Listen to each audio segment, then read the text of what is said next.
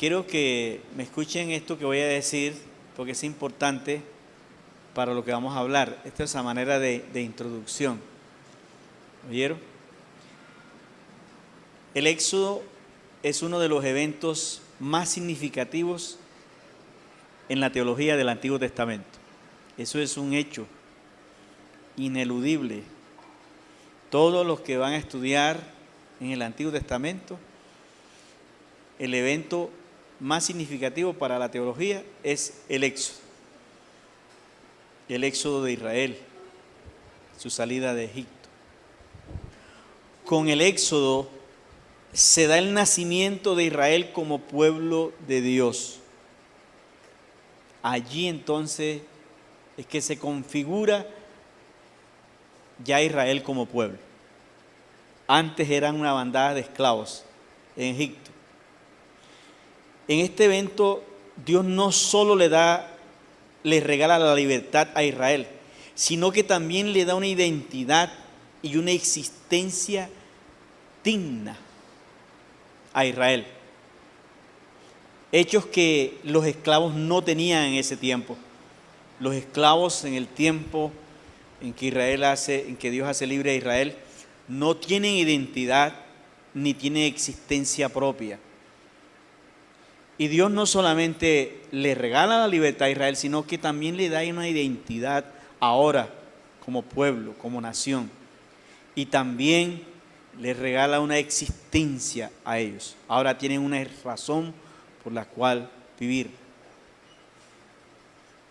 O sea, no es sencillo lo que está sucediendo.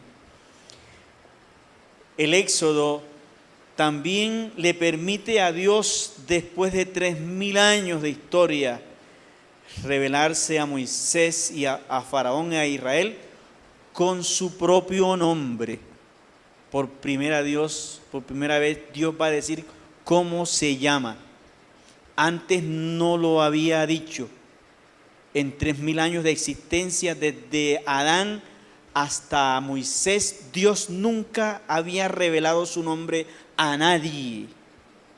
El Éxodo permite que Dios revele su nombre propio y se le va a empezar a conocer entonces con el nombre de Yahweh o Yahvé o el tetragramatón YHWH, que mejor se dice Adonai para no ofender a los judíos. Quiero que miremos el capítulo 6, versículo 3, para que confirmemos lo que estamos diciendo, ¿no? Es la primera vez que Dios se va a identificar como Dios, con su nombre propio. Antes se había utilizado mucho el término Elohim, que traduce Dios, nada más, Dios, nombre común. Pero ahora Dios está diciendo que este es su nombre. Y dice, y aparecía a Abraham y a Isaac y a Jacob como Dios omnipotente, mas en mi nombre Jehová no me di a conocer a ellos. En el pasado Dios nunca se dio a conocer como Jehová. Ahora, ¿por qué encontramos la palabra Jehová en el Génesis? Porque los autores bíblicos sabían que ese es el nombre entonces de Jehová. Entonces reemplazan la palabra Elohim por Jehová. Pero ahora es que Dios revela su nombre. Y la revelación del nombre de Dios va a tener mucho que ver con la liberación de Israel de Egipto. Entonces, Dios se revela. El Éxodo le permite a Dios revelarse como Jehová. Y ustedes saben que Moisés le dijo, si ellos me preguntan quién me envió, ¿cómo le digo que tú te llamas? Y él le dice, dile a Israel que yo soy. Yo soy, me envió a vosotros. Yo soy. Ese es el nombre, el tetragramatón. ¿Oyeron? YHWH, ese es el nombre verdadero de Dios. La palabra Jehová, pues más que todo la latinización del término Yahvé. Pero en las versiones estas, en el texto crítico como este que tengo yo aquí, ya no encontramos Jehová, sino Yahvé. Y en el hebreo tampoco vamos a encontrar la palabra Jehová, sino Yahvé. Podemos decir que en el Éxodo también Moisés encuentra una vocación. Con el Éxodo, Moisés encuentra su vocación, es la de guiar a Israel en el desierto. Por primera vez, un hombre se va a hacer cargo de un pueblo, por primera vez en las Escrituras. Moisés a cargo de Israel. Oiga, todo lo que, y apenas le estoy mencionando algunas cosas apenas, pero hay muchas cosas. Por eso, para los teólogos modernos, el Éxodo es un punto de partida óptimo para la reflexión cristiana acerca de nuestra existencia como pueblo de Dios. Si queremos reflexionar acerca de nosotros como iglesia, el Éxodo es un buen espejo histórico para vernos. Porque en el Éxodo, en los eventos históricos del Éxodo, se reflejan los eventos teológicos de la iglesia hoy. Ese es nuestro espejo. Y para poder entendernos a nosotros mismos como pueblo de Dios, allí tenemos los eventos del Éxodo de Israel en su salida. Y entonces los teólogos dicen que este es un buen punto de partida para nuestra reflexión. Ahora, ¿por qué? Ya que de manera alguna nosotros también procedemos de la esclavitud del pecado a nuestra libertad que ha provocado Cristo en nosotros. Moisés es un tipo de Cristo. Cristo es el antitipo de Moisés en el Éxodo. De alguna manera nos parecemos. Y hay una analogía entre ellos y nosotros, ya que también nosotros venimos de la esclavitud del pecado, de Satanás y la maldición, liberados ahora por Cristo, quien nos ha dado esta libertad y nos ha dado una identidad también y nos ha dado una razón de existencia, además de nuestra libertad en Cristo.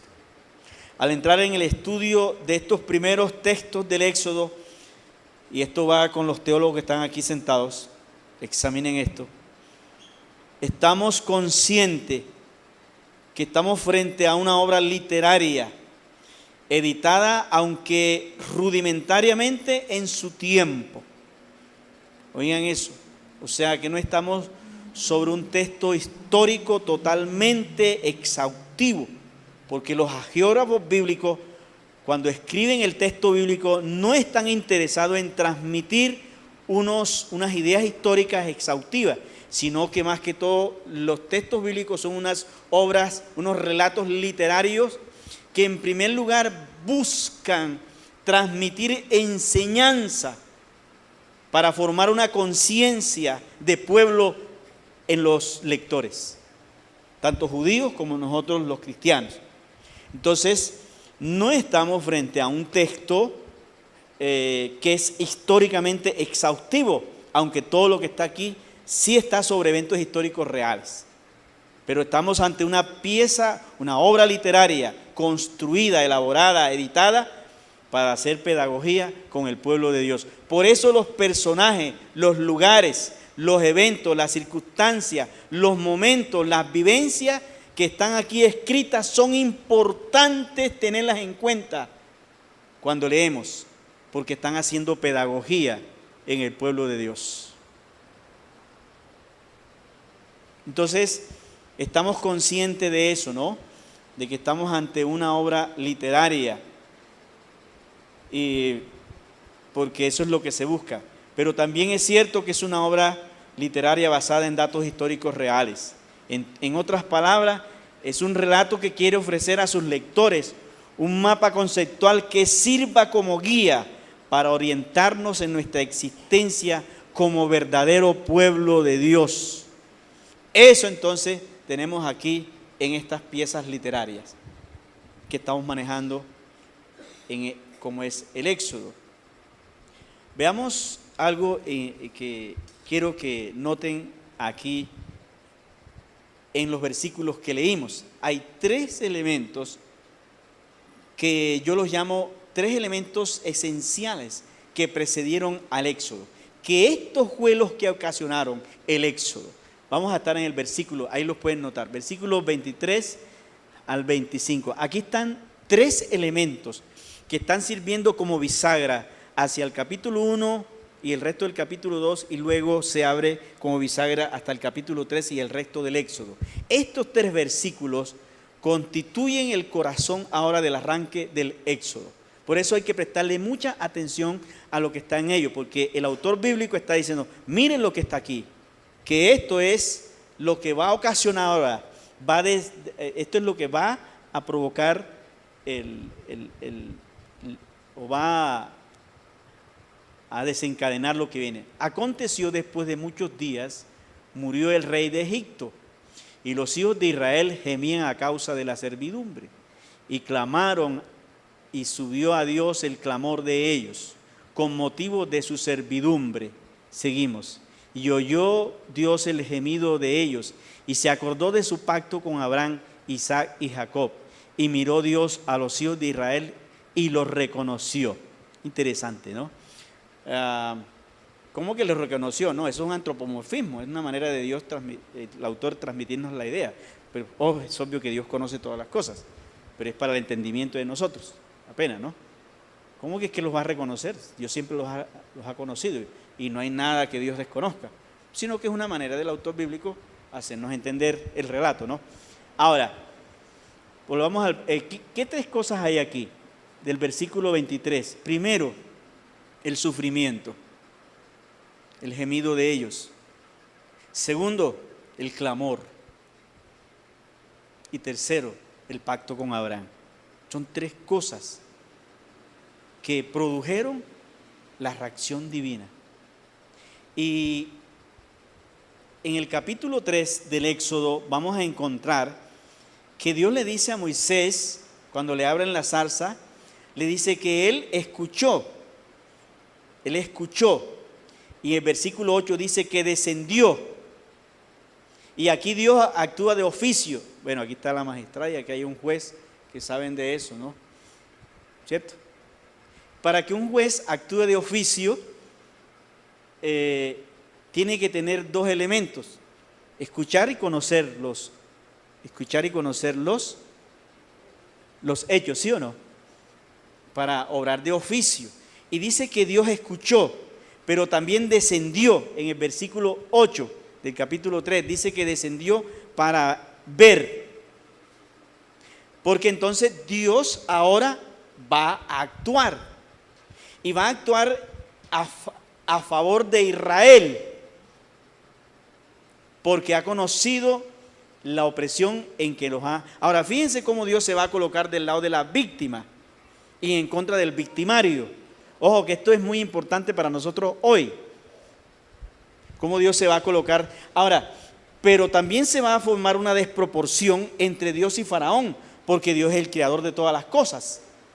Faraón es su creación. Entonces, ¿cómo va a ser justicia Dios con Faraón? Tiene que ser equitativo. Y vamos a ver cómo es que Dios es equitativo. Porque la equidad es necesaria, porque la equidad supera la justicia. Porque a veces la justicia puede entrar en detrimento de alguna de las partes. Pero la equidad busca la igualdad. Vamos a ver cómo Dios actúa de oficio justamente, pero también hace equidad. Porque es Dios y Faraón está en desventaja delante de él, porque él es Dios. Pero vamos a ver ahora cómo entra Dios a ser equitativo con Faraón. Pero miremos aquí lo siguiente. En primer lugar, el sufrimiento. ¿Por qué? ¿Qué hace el sufrimiento aquí? ¿Qué hace el sufrimiento aquí? Ahora, si ustedes hacen una mirada retrospectiva, aquí el sufrimiento aparece como un asunto escatológico. Ahora les explico cómo es eso. Miremos Génesis capítulo 15, donde Dios le está dando la promesa a Abraham. En los versículos 14 13, 14, dice Génesis, aquí estos son 500 años. Y Dios le está diciendo a Abraham, mire lo que le está diciendo. Entonces Jehová dijo a Abraham, ten por cierto que tu descendencia morará en tierra ajena y será esclava y será ¿qué? ¿Será qué? Oprimida 400 años. Es interesante que lo primero que le dicen a Israel en la promesa es que va a sufrir. ¿A usted le gustaría que le dijeran en una profecía que usted va a sufrir? ¿Qué es lo que espera usted siempre? Que le digan qué. Cuando usted era inconverso y donde el brujo, ¿qué esperaba que le dijera el brujo? Te veo casado, te veo con plata, te veo con ganas. Bueno, ahora que somos cristianos, siempre esperamos que el profeta augure algo bueno, ¿cierto? Pero es interesante que lo que primero Dios le dice a Abraham es que va a haber sufrimiento. Va a haber sufrimiento en su descendencia. Ahora, cuando volvemos a Éxodo capítulo 2, entonces vemos que se ha cumplido la profecía. Capítulo 2, versículo 23. Después de muchos días sucedió que el rey de Egipto murió y los hijos de Israel gemían. La palabra gemir, que en griego es perek, significa maltratar, abusar de la víctima, del indefenso. Y se utiliza mucho en el capítulo 2. Y lo que el autor bíblico nos quiere transmitir es esa idea de cómo obra el victimario contra la víctima. Vieron que eso tenemos mucho aquí en el país. Y está diciendo que Israel gemía a causa del sufrimiento. Ahora, ¿qué papel está jugando el sufrimiento aquí? No se preocupen que yo les estoy explicando. Dice, bueno, ¿y el pastor para qué nos dice todo ese poco de cosas? Yo los estoy preparando para algo. Por ahí cuando falten ya 10 minutos para terminar, desvíen el asunto. ¿Qué está pasando aquí? ¿Para qué sirve el sufrimiento? Ahora, si usted lee el capítulo 1 de Éxodo, ¿qué fue lo que trató de hacer Moisés con el pueblo? ¿Sí han leído Éxodo, no? Hombre, trató de liberar al pueblo, ¿sí o no? ¿Y qué le dijo Israel? ¿Qué se ganó Moisés con Israel? Cuando defendió al israelita del egipcio y mató al egipcio y después quiso colocar en paz a los dos israelitas cuando estaban peleando. ¿Qué le dijeron los mismos israelitas? ¿Quién te ha nombrado entre nosotros por juez? ¿Qué quieres matarnos como mataste al egipcio? Y eso se supo y Moisés tuvo que huir y se fue 40 años a Madián. Eso lo dice el texto, ¿no? Que es lo que prepara el escenario para el éxodo. Entonces, yo les pregunto una cosa, ¿estaba preparado Israel para ser libre? No. ¿Israel se quería ir de Egipto? No. Ahora, ¿Dios puede liberar a alguien que no quiera? No. Para liberar a alguien, la persona que se va a liberar debe también estar de acuerdo, ¿sí o no? ¿Cuántos se han visto la película esa Buscando al Soldado Brian? ¿Ah? Sí la han visto, ¿cierto? ¿Y qué es lo que hace ese bendito soldado después que han matado tanta gente para irlo a buscar? No se quiere ir, ¿cierto? Vea, han matado como 500 soldados los del ejército norteamericano para ir a buscar al soldado Brian. Y cuando ya listo y uno contento viene y al fin lo encuentra, no se quiere ir.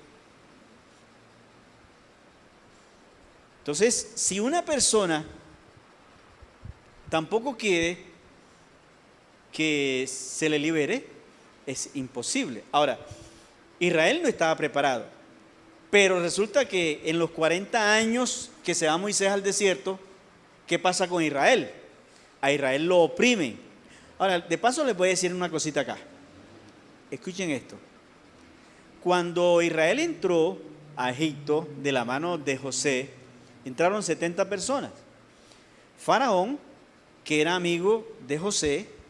Ahora, dice que lo que pasó aquí, vamos al texto capítulo 2, versículo 23, dice que fue el cambio de dinastía, ¿no? Lo que ocasionó el hecho de que los faraones ahora oprimieran a Israel. Ya habían pasado 400 años. Parece que las primeras dinastías de Egipto eran semitas y los judíos eran semitas y había cierta familiaridad. Pero al cambio de líder se dice que cambió la dinastía y era una dinastía que no compartía con los semitas. Y eso ocasiona entonces la opresión contra ellos. Entonces el cambio de liderazgo es el que produce el dolor, el sufrimiento de Israel. Ahora, 40 años, Moisés en el desierto. ¿Qué hace el sufrimiento con Israel? ¿Qué va a hacer el sufrimiento con Israel? Le va a provocar deseo de libertad. ¿Por qué? Porque cuando Israel entra de la mano de José, la orden que da Faraón es que Israel se ubique en Gosén, que está del otro lado del río, en una de las mejores tierras. Y ahí los judíos estuvieron viviendo protegidos de de Egipto. Y saben una cosa, ellos llegaron a tener sistemas de reguío interesantes y llegaron a tener sistemas de aire fresco para el calor, los judíos. Eso lo ha revelado la arqueología. Y tenían unos sistemas para estar cómodos, vivir bien. Yo le pregunto a ustedes, si uno vive bien, ¿qué caramba vaya a buscar desierto?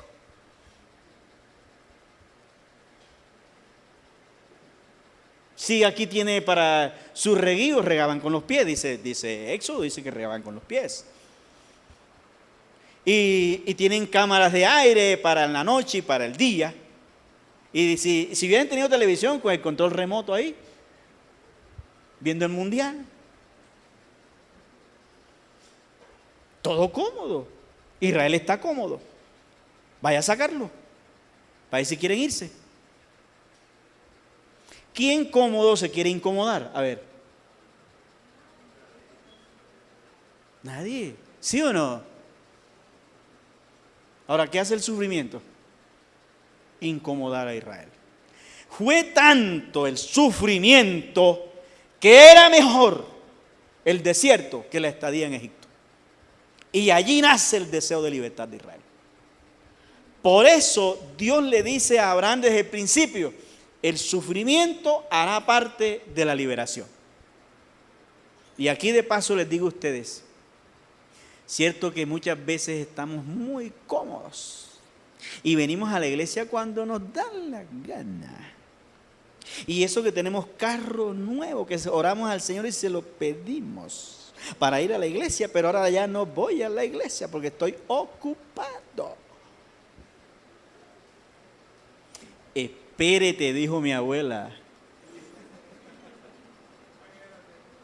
Espérate que yo te voy a incomodar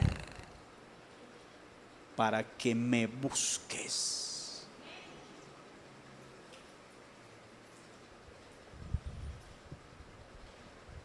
Oye, a mí se me eriza la piel.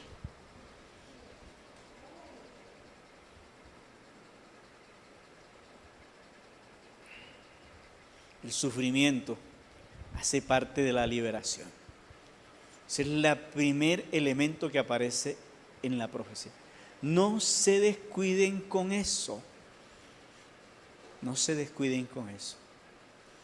Y fue tanta la opresión que prefirieron ahora sí el desierto. Y de esta manera Dios cumpliría su promesa con Abraham de llevarlo a la tierra prometida. Por muy cómodo que estuviera Israel en Egipto, Dios tenía que cumplir su promesa de llevarlo a la tierra prometida. Ahora, no los iban a llevar en avión, los iban a pasar por el desierto. Y ese es el problema hoy de muchos pastores que están vendiendo tiquetes de Egipto a la tierra prometida. ¿Cierto? Prometiendo una cantidad de cosas. Y les voy a decir, entre Egipto y la tierra prometida hay un desierto que caminar para Dios formar el carácter. ¿Me escucharon? No hay tiquetes entre Egipto y la tierra prometida. Y el que se haya ido en avión lo van a regresar. Lo van a deportar para que camine.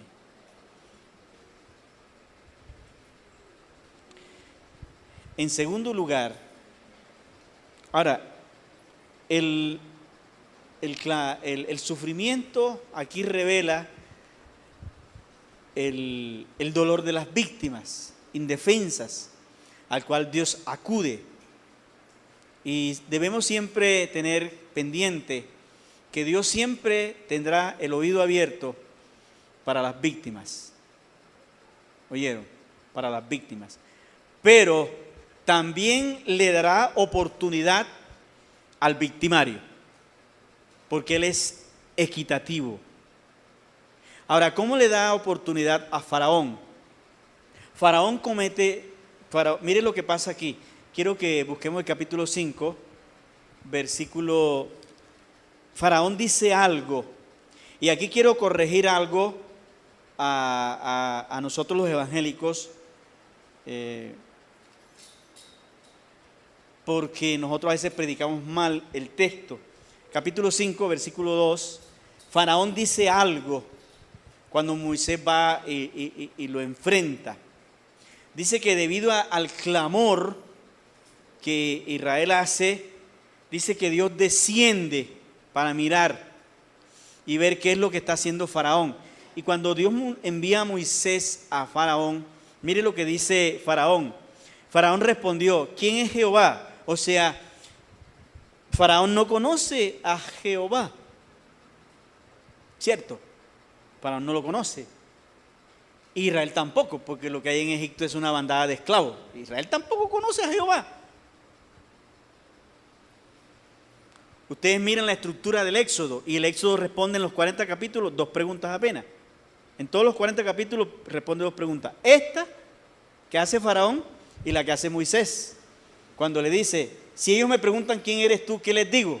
Esa pregunta se responde del capítulo 15 hasta el 40. Y esta pregunta que está aquí se responde desde el capítulo 1 hasta el 14. ¿Oyeron? Esa es la estructura de todo el libro. El libro responde 2 preguntas apenas, la que hace Faraón y la que hace Moisés. Ahora, ¿qué se quiere despejar aquí? Ignorancia. Claro, porque Faraón no conoce. Ahora, ¿cómo va a conocer Faraón a Dios? A través de los eventos. Ahora, las plagas no son unos milagros de juicio. Son acciones pedagógicas de Dios en equidad con Faraón. Si Faraón atiende a la primera plaga y deja a Israel, no pasa más nada. ¿Sí o no? Pero Faraón no quiso. ¿Cuántas plagas manda Dios? 10 plagas. Y la peor de todas es la muerte de los primogénitos. Ahí muere el hijo de Faraón. Ya este es el juicio. Un juicio para ellos. Ahora, si Faraón en la primera plaga deja ir a Israel, no hay más nada. Si lo deja en la segunda, tampoco hay más nada. O en la tercera, o en la cuarta, o en la quinta. En cualquiera de esas lo hubiera ido dejar tranquilo. Porque Dios no quiere vengarse de Faraón. Lo que Dios quiere es que Faraón entienda que debe haber equidad entre la víctima y el victimario. Aquí la víctima es Israel. Y él está del lado de la víctima. Está haciendo su juicio con justicia. Y eso es lo que Dios siempre ha querido, que haya justicia y equidad en la sociedad. Y Dios lo está invitando con los milagros es a que sea justo. Ahora, Faraón se niega. Dios le da las oportunidades a Faraón. Ahora, después que Israel sale, Faraón comete la última torpeza: perseguir a Israel. ¿Y qué tiene que hacer Dios? Dice: bueno, compadre, aquí sí ya no hay remedio. Vamos a hacer juicio. Porque si no, este tipo sale a perseguir todo el tiempo a Israel en el desierto. Vamos a acabar con esto. Y se abre el mar y se traga todo. Y fuera. Se hace juicio. Ahora, ¿le dieron la oportunidad a Faraón? ¿Sí o no? ¿Dios ha sido equitativo? ¿Dios fue injusto? No. Dios le está diciendo: yo te estoy mostrando quién soy yo a través de los eventos. pero no quiso aprender. Ahora yo les digo una cosa, en nuestro medio, Dios escucha el clamor de las víctimas, pero si los victimarios no acceden a perdonar y a pedir perdón también, Dios un día también hará juicio con ellos. Dios está dando las oportunidades. Ahora, ¿de qué lado estamos nosotros como iglesia, no? Tenemos que tanto orar por la víctima como por el victimario. Pero es así. El clamor de Dios llega y Dios entonces interviene. ¿Cuántos creen que Dios escucha a los que claman a Él? Y Dios no se queda quieto. Dios interviene. Ahora, Dios no interviene directamente. ¿A quién pone para que saque a Israel de Egipto? A Moisés. ¿Sí o no? Aquí les digo en esta mañana a ustedes, Dios no va a venir directamente a ayudarnos. Señor, envía la plata y ¡pay! Hay una maleta de plata. Gloria a Dios. Aquí está la respuesta de Dios. Dios nunca va a estar directamente Él. Dios siempre lo va a hacer a través de personas. ¿Estamos de acuerdo? O sea, el hecho de Dios encomendar a Moisés es una respuesta divina de él al clamor. Moisés es la respuesta divina de Dios a Israel. Israel clamó y Dios puso a Moisés. Es a través de nosotros que Dios quiere también solucionar las dificultades de alguien. Es a través de nosotros. ¿Estamos de acuerdo o no? Entonces no nos neguemos cuando llegue el momento, porque puede ser que yo soy la respuesta del clamor de alguien que ha clamado a Dios y Dios me ha puesto a mí para que le colabore. Como lo que me sucedió a mí allá en Cuba, ¿no? Cuando fui a aquel señor que lo fui a visitar, y cuando yo estaba allí bajo el palo mango, un señor pobre, yo tenía más apenas 80 pesos de esos cubanos, y el señor allá adentro me dijo, regálale 20. Y yo, pero me quedo con 60. Y el Señor me dijo, regálale los 20. Y yo le di los 20,000, los 20. Y él me dijo, hace 3 días estuve clamando aquí por estos 20 pesos. Porque aquí, esos 20 pesos cubanos equivalen a $120. Perdón, bueno, $100 equivalen a 80 de esos pesos. O sea que vale más que el dólar, porque a ellos les da la gana. Así de sencillo. Y en Cuba, un profesional que tiene doctorado, que tiene especialización en no sé qué cosa, gana $20. Eso es lo que gana. Ahora, ¿cuánto gana un pobre? No gana nada, lo que le da el Estado apenas. Imagínense, para recoger $20 en un pueblo donde yo estaba, no lo recogen en todo el pueblo. Y el billete que yo le di al Señor valía más de $20. Y él me dice, yo estaba orando hace 3 días abajo de ese árbol, porque mañana le hace un procedimiento a mi madre que vale 20 pesos, de estos 20 pesos. Y yo le dije, Señor, en este pueblo no hay quien me los dé porque aquí nadie alcanza. Envía a alguien de afuera para que me los regale, un extranjero. Y ese día llegué yo allí y le regalé los 20. Dios sí escucha el clamor de las víctimas. Sí. De los indefensos. Dios escucha el clamor de los indefensos. Si hay una mujer que sea víctima en su casa y clama a Dios, Dios la escucha. Si hay un trabajador que sea oprimido y clama a Dios, Dios lo escucha. Y entrará de oficio con el verdugo, con el victimario, pero estará del lado de la víctima también. Pero también le dará oportunidad al victimario. Y así entró Dios aquí con Israel. Y le hizo juicio a Faraón y a Egipto por causa del clamor, porque Dios escucha a su pueblo.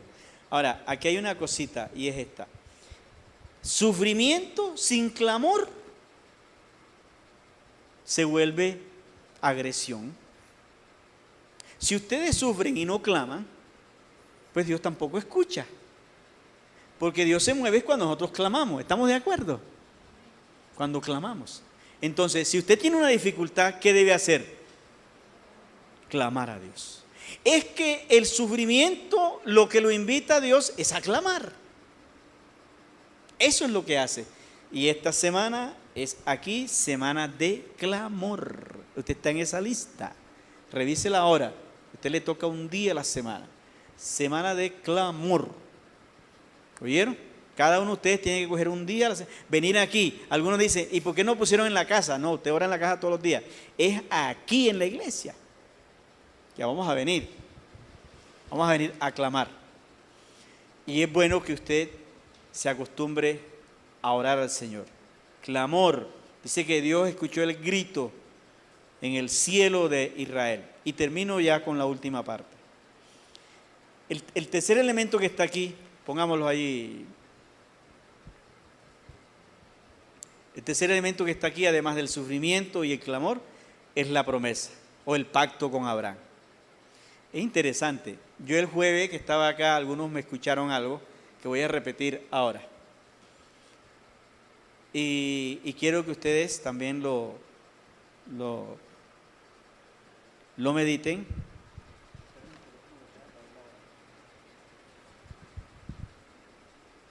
Sí, porque si no veo la hora, los tengo aquí hasta las 3 de la tarde.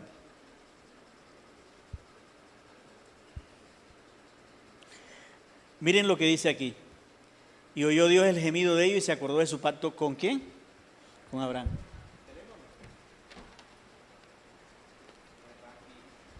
Vaya, conocí a la mamá de Raki en estos días, muy simpática. Estaba por allá, por tierra adentro, por allá por donde me quiere la gente. No está en la...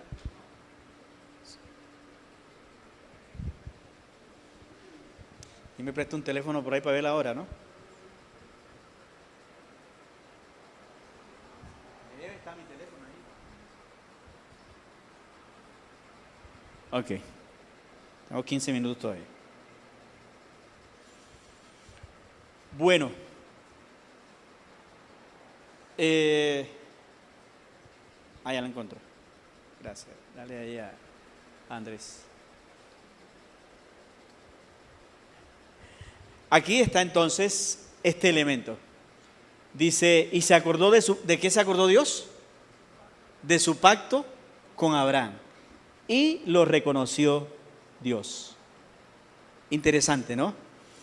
En el pasado, Dios voluntariamente se había ligado a Abraham y a su descendencia a través de unos ritos, a través de lo hizo primero a través de una promesa, a través de un pacto y después a través de un juramento. Y Dios quedó ligado y se comprometió con Abraham y su descendencia a que siempre que estuvieran en problemas, Él les iba a ayudar. Y es interesante que cuando Moisés está frente a la zarza ardiendo, que se quema, Dios le recuerda y le dice, yo soy el Dios de Abraham, el Dios de Jacob, el Dios de Isaac y el Dios de Jacob, ¿cierto? Capítulo 3, versículo 6, y añadió, yo soy el Dios de tu padre, Dios de Abraham, Dios de Isaac, Dios de Jacob. Si ustedes hacen una mirada hacia atrás, van a encontrar lo siguiente. Oiga, présteme la atención a esto, que este es el apunte importante de la predicación. Van a encontrar un asunto. Siempre que un descendiente de Abraham estaba metido en problemas, Dios salía a defenderlo. Porque Él le había jurado a Abraham que le ayudaría a su descendencia. ¿Quién fue el primero que estuvo metido en problemas? Isaac. ¿Con qué? Con el hambre, ¿cierto? Eso dice Génesis 26. Y dice que él se fue huyendo. Y se fue huyendo y iba para Egipto. Y estando por allá, en tierra todavía de Abimelech, dice que esa noche le apareció el Señor y dice, no desciendas a Egipto, quédate en esta tierra y siémbrala, porque yo le prometí a Abraham que daría a su descendencia toda esta tierra. Y dice que Isaac produjo al 100 por 1 y se hizo muy rico. ¿Quién es el segundo que está en problema? Jacob, que va huyendo de su hermano porque le robó. Y en la noche esa noche que se acuesta por allá y en el monte y se pone de cabecera una piedra, dice que empieza a ver una visión de una escalera que sube hasta el cielo y baja a la tierra y por ahí sube ángeles y bajan ángeles, que es la misma escalera que está en Juan capítulo 2, donde suben y bajan ángeles, ¿no? Entonces Dios le aparece y le dice, ten por cierto que yo estaré contigo, porque yo hice una promesa con Abraham. Entonces siempre que estaban en problemas los descendientes de Abraham, Dios salía. Aquí sale otra vez Dios. ¿Por qué sale Dios a defender a Israel? Porque tiene su palabra empeñada con Abraham. Han pasado 500 años hasta aquí. Y dice que claman y Dios mira y dice, pero es que estos son los descendientes de Abraham. Claro, yo tengo un compromiso con ese Señor. Ese Señor yo hice un pacto con Él. ¿Oyeron? Ahora, para que ustedes entiendan más esto, en el capítulo 12, Dios le da a Abraham una promesa. Pero el que tiene una promesa no tiene nada. ¿Cierto que así es? ¿Sí o no? El que tiene una promesa no tiene nada. Así que si usted vive de promesa, está aquí. Es que uno se consigue a la novia es con promesa, aunque después no le cumpla, ¿cierto? Después de casado, muchas promesas. Yo te bajo la luna y cuando está casado no le bajas ni el coso del baño, ¿no? Ni la tapa del baño. Entonces, uno cuando tiene promesa no tiene nada. O sea que Abraham no tenía nada, aunque Dios le prometió. Ahora, fíjese que Abraham se da cuenta en el capítulo 15 y dice, bueno, este tipo me dijo que me iba a dar una tierra, un hijo y yo no veo nada. Hijo, y le reclamó el capítulo 15. Entonces Dios viene y lo hace hacer un pacto con él. Ahora ya un pacto sí es un compromiso más serio. Pero un pacto sin juramento también se puede echar para atrás. Entonces en el capítulo 2, ¿qué le hace Dios a Abraham? Un juramento. Yo quiero que lo leamos el juramento, porque este juramento es el que se va a mantener en todo el recorrido de Israel. Capítulo 32 de Éxodo, versículo 9. Miren, miren lo que le saca aquí Moisés a Dios, porque Dios está enojado con Israel. Y Dios está bien bravo y lo va a matar. Oiga eso. Capítulo 32, dice, yo he observado que este pueblo, mire, Dios estaba, mejor no digo la palabra, y dijo Jehová por el becerro, y dijo Jehová, yo he visto a este pueblo que por cierto es pueblo de dura cerviz. Oye eso, Dios está decidido a acabarlo. Y le dice, dijo, ahora pues déjame que se encienda mi ira en ellos. Dios diciéndole a Moisés, porque Moisés está diciendo, un momentico, para la cosa, y el pueblo está atrás, un momentico. Y Dios está, pero bien, la piedra bien afuera, ¿no?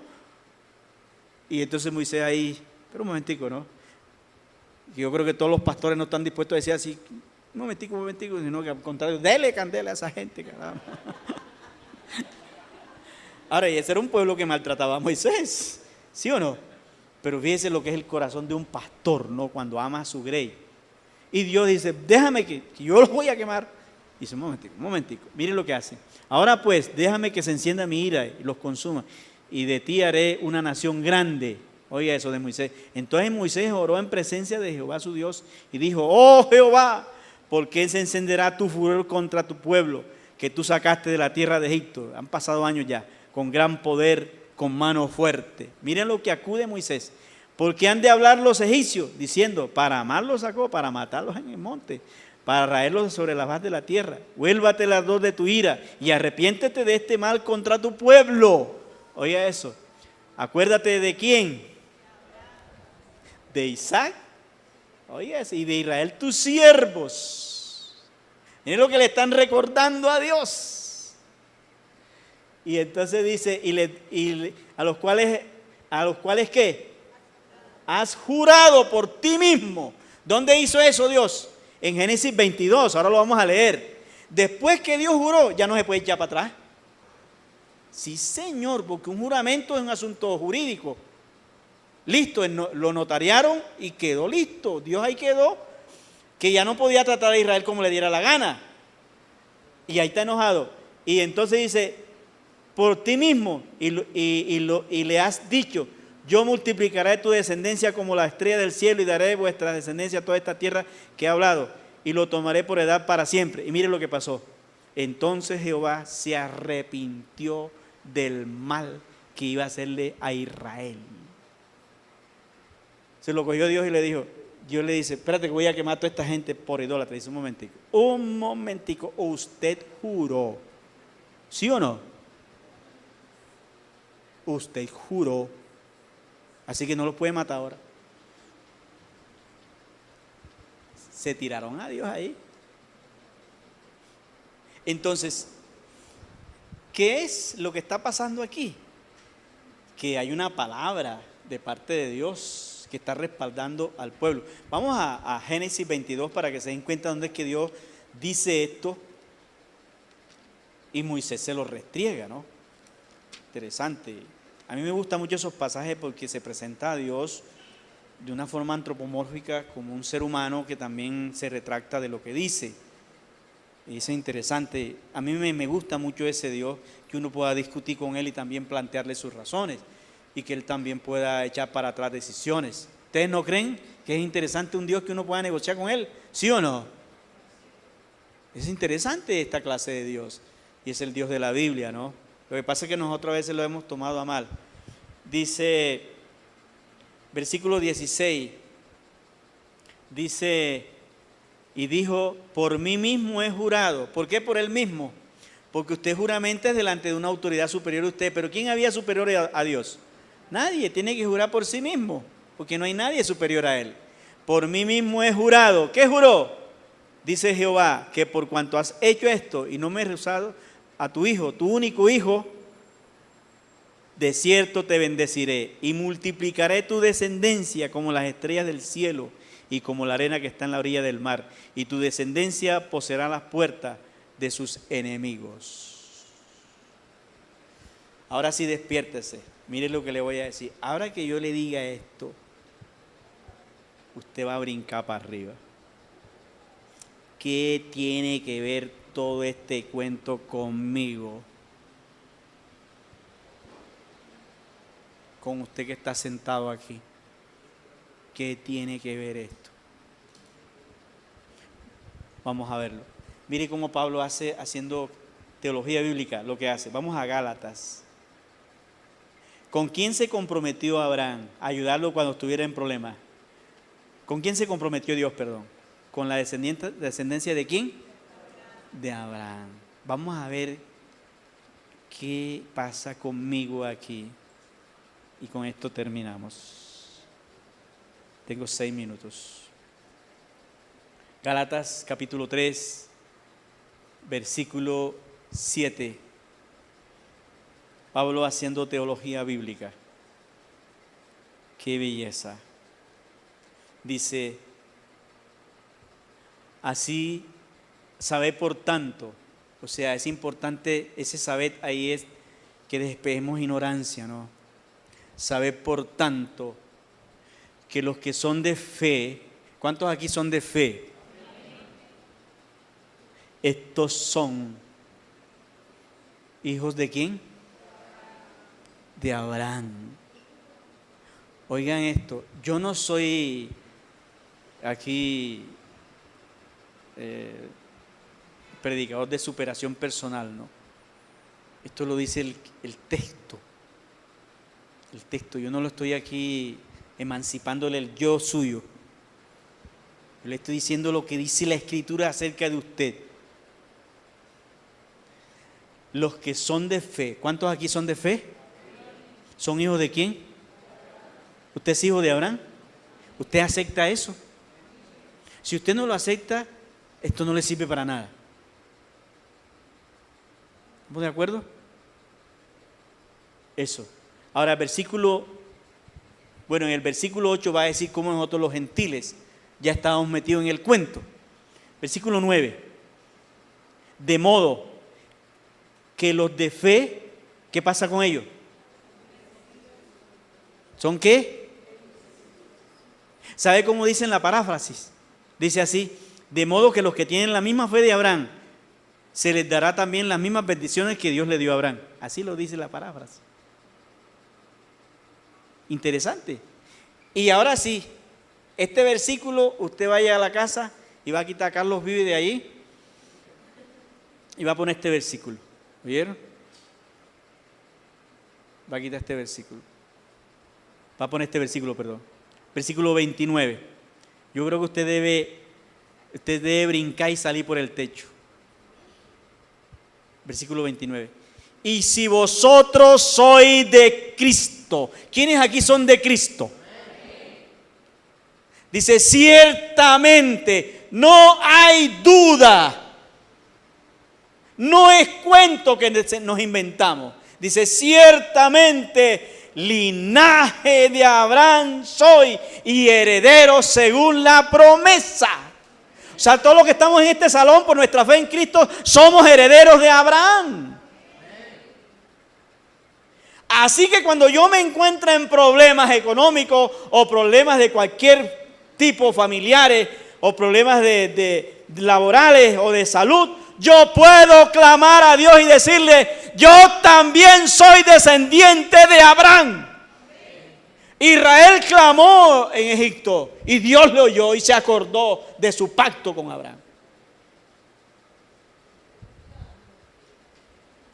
Eso es lo que yo quiero que usted entienda en esta mañana. Que siempre que un descendiente de Abraham ha estado en problemas, Dios salió a ayudarlo. Dios ha salido para ayudarlo. Yo también soy descendiente de Abraham. Dígalo así, yo también soy descendiente de Abraham. A ver, desen el pecho así, yo también soy descendiente de Abraham. Dios también saldrá cuando nosotros clamemos a Él, porque Él se comprometió con esta descendencia. Alabado sea el Señor. Que el Señor les bendiga.